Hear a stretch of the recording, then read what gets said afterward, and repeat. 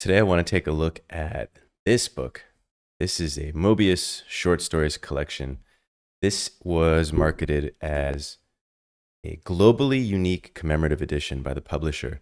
And the publisher is Dala here in Taiwan. Look for the Sperm, you can find their work. They are publishers of a lot of really great reprints of Western comics, especially French and European comics, as well as Taiwanese artists. I have a video about their Zhengwen comic book reproductions. I'll link that down below. He's a Taiwanese comic artist, maybe the greatest. But if we're talking about greatest comic artists, who greater than Moebius? And I couldn't believe when I came across this. This is a reprint of, I think it's 10 of his short stories from, I think, the 70s through the 90s.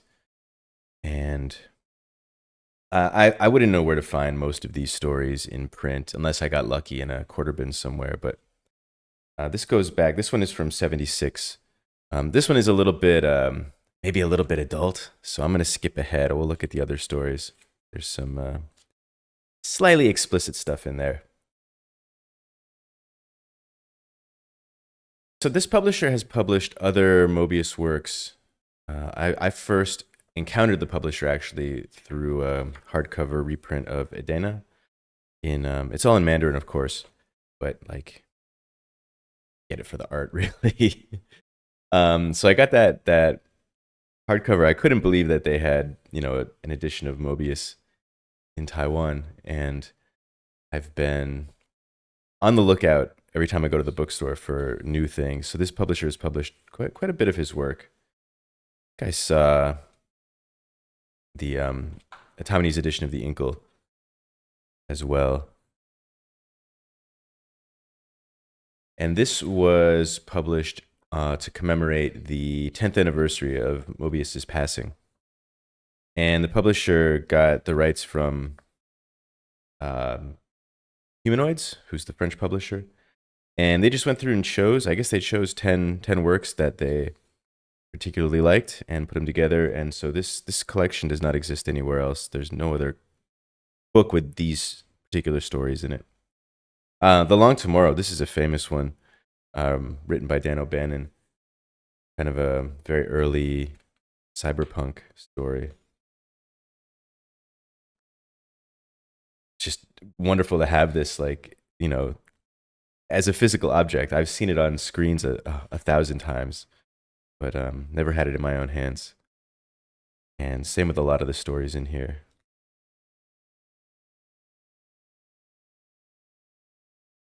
This might be my favorite one from this whole book.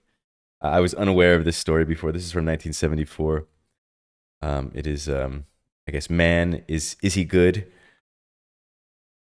And you can see the coloring. I think this is one that was colored by Moebius. Most of these, I think, were colored by Humanoids, by the publisher in France.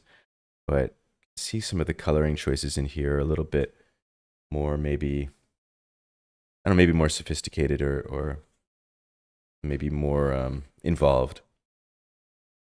So this guy gets chased up here to this rock by all these monsters.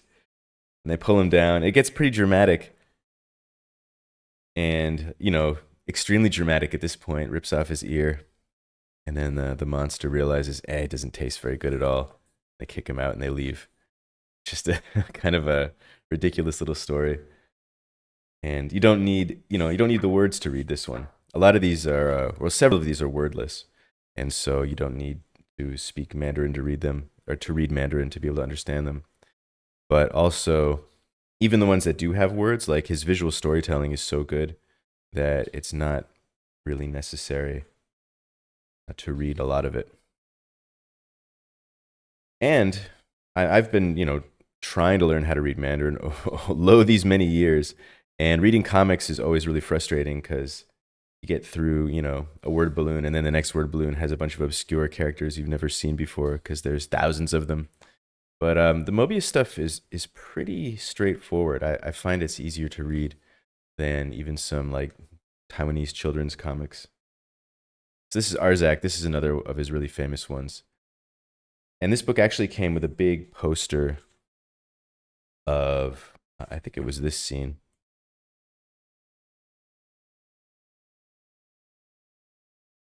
really beautiful line work and coloring in all of these.